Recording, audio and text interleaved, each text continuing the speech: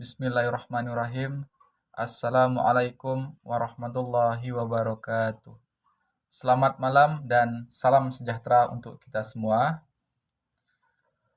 Perkenalkan, nama saya Adam Saputra, NIM 019001, kelas 6A, kelompok 10, Program Studi Pendidikan Guru Sekolah Dasar. Baik, pada kesempatan kali ini, saya akan memaparkan materi tentang definisi pendekatan bermain dan permainan dalam pembelajaran pendidikan jasmani. Pendekatan bermain merupakan salah satu cara belajar yang dalam pelaksanaannya dilakukan dalam bentuk bermain atau permainan. Atau dengan kata lain, pendekatan bermain ini adalah pendekatan dengan cara mengaplikasikan atau menerapkan teori ke dalam bentuk permainan. Atau juga bisa didefinisikan bahwa pendekatan bermain dan permainan ini merupakan mengaplikasikan suatu teori ke dalam permainan. Setelah mengaplikasikan teori ke dalam permainan, kemudian peserta didik akan mengetahui tingkat penguasaan teknik yang dimiliki. Apakah tekniknya itu masih rendah atau tekniknya sudah baik. Kemudian pada dasarnya pendekatan bermain dan permainan ini banyak yang diterapkan oleh guru, khususnya guru pendidikan jasmani dan olahraga di sekolah, baik di segala jenis maupun tingkatan pendidikan. Akan tetapi, bentuk pelaksanaan atau mekanisme dari pendekatan bermain ini tergantung dari jenis dan jenjang pendidikan. Itu disesuaikan dengan kurikulum yang berlaku saat ini. Kemudian, ketika menerapkan pendekatan bermain dan permainan ini juga harus memperhatikan aspek dari peserta didik itu sendiri. Yang pertama, yaitu dari aspek fisik, kemudian aspek motorik, kemudian aspek dari segi kognitif peserta didik.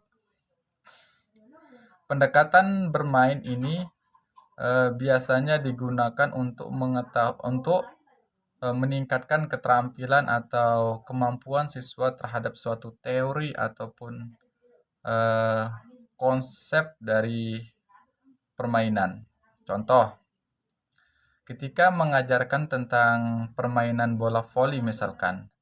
Nah, di dalam pembelajaran bola voli itu tentu sekali ada teknik yang sudah diberikan oleh guru kepada peserta didik, seperti bagaimana cara teori atau cara passing bawah, kemudian bagaimana cara passing atas yang benar, kemudian bagaimana cara melakukan smash yang benar.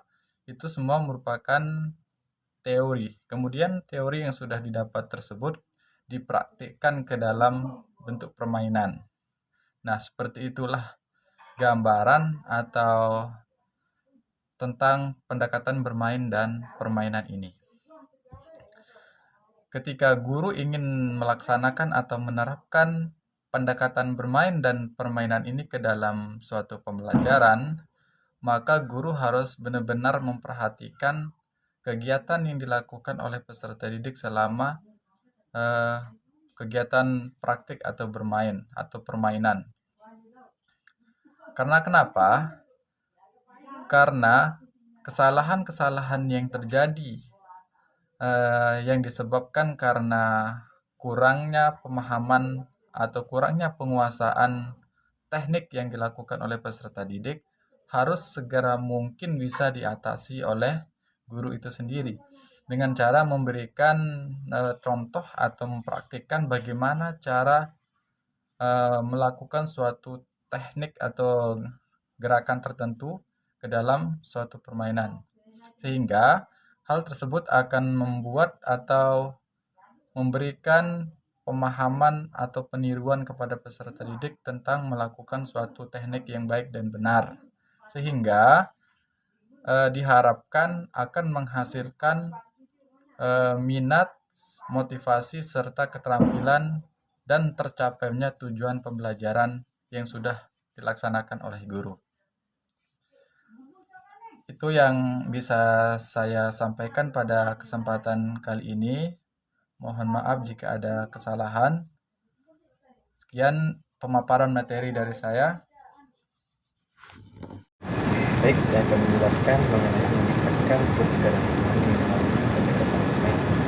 Pendidikan jasmani adalah suatu proses pembelajaran melalui aktivitas jasmani yang didesain untuk meningkatkan kebugaran jasmani, mengembangkan keterampilan motorik, pengetahuan, dan perilaku hidup sehat secara seksama untuk meningkatkan pertumbuhan, perkembangan seluruh ranah jasmani, psikomotorik, kognitif, serta efektif pada setiap siswa. Pengalaman yang disajikan akan membantu siswa untuk memahami manusia bergerak dan bagaimana cara melakukan gerakan secara aman, efisien, dan efektif. Seluruh aspek perkembangan manusia yaitu psikomotorik, kognitif, dan afektif mengalami perubahan atau biasa satu periode perkembangan sebagai transisi dari masa anak-anak menuju ke masa dewasa. Salah satu perubahan terdapat dalam pertumbuhan yaitu ada 3 ranah, yaitu ranah efektif, psikomotorik, dan kognitif. Adapun penjelasannya yaitu yang pertama mengenai perkembangan aspek kognitif. Menurut Arasu 1986 menyatakan bahwa aspek kognitif meliputi fungsi intelektual seperti pemahaman, pengetahuan, dan keterampilan berpikir. Perkembangan kognitif utamanya dialami adalah formal operasional yang mampu berpikir secara abstrak dengan menggunakan simbol-simbol tertentu.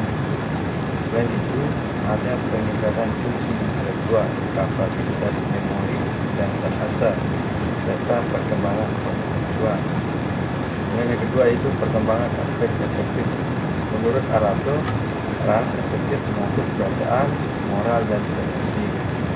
Kemudian yang terakhir yaitu perkembangan aspek psikomotorik, menitik beratkan suatu kemampuan pada fisik dan kerja otot yang berorientasi pada gerakan-gerakan dan menekankan pada reaksi fisik dan keterampilan tangan. Keterampilan itu sendiri menunjukkan tingkat keahlian seseorang dalam suatu tugas tertentu. Sekian presentasi dari saya. Terima kasih. Selanjutnya saya akan menjelaskan tentang penerapan pendekatan bermain dan permainan pada pembelajaran pendidikan jasmani. Pendidikan jasmani di lingkungan sekolah selalu diupayakan agar siswa merasakan kegembiraan, memperoleh kesenangan, dan mampu memfasilitasi penyaluran keinginan atau hobi. Aktivitas pendidikan yang menggembirakan dan menyenangkan merupakan salah satu upaya untuk mengurangi ketegangan mental siswa yang dialami akibat terus-menerus duduk di dalam kelas. Pendidikan jasmani hanya akan memiliki arti bagi kehidupan siswa apabila program pendidikan jasmani telah dilaksanakan sesuai dengan arti, maksud, dan tujuan pendidikan itu sendiri. Adapun faktor lain yang mempengaruhi kebermaknaan pendidikan jasmani adalah kesadaran siswa untuk terlibat secara aktif dalam aktivitas pendidikan jasmani. Di sini, pendidikan guru juga sangat besar dalam mempengaruhi dalam memberikan pengaruh terhadap perubahan kesadaran yang semakin tinggi akan arti pentingnya mengikuti program pendidikan jasmani. Menurut Supandi 1992, pendekatan bermain banyak dilakukan karena di masyarakat telah biasa melakukannya. Adapun langkah-langkah yang dilakukan dalam menerapkan pendekatan bermain dan permainan sebagai berikut. Yang pertama, menetapkan sasaran yang akan dicapai. Yang kedua, menentukan jenis permainan sebagai aktivitas belajar siswa. Yang ketiga, menjelaskan cara-cara dan aturan bermain dan selalu menjauhkan siswa dari bentuk aktivitas persaingan yang melahirkan pemenang dan yang kalah. Sekian yang saya bisa sampaikan. Terima kasih.